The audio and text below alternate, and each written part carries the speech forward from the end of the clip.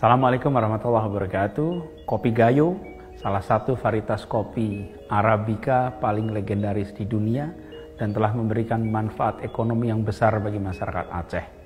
Rasanya kuat, tingkat keasamannya rendah, dengan ada bumbu rasa rempah telah membuat kopi ini disukai bukan hanya di dalam negeri tapi juga di berbagai wilayah di dunia.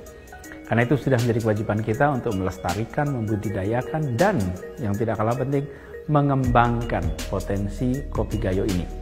Salah satunya kami apresiasi sekali pemerintah Kabupaten Bener Meriah, Provinsi Aceh, yang mengadakan panggung kopi Taman Budaya Gayo, di mana acara ini jadi unik karena menggabungkan kenikmatan kopi Gayo bersama sajian pertunjukan seni tari, seni musik, dan puisi.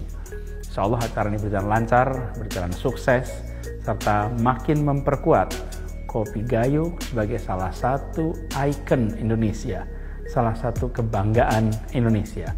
Sekali lagi selamat, salam hangat dari Jakarta untuk seluruh masyarakat Aceh. November mengirimkan hujan dan panen kopi.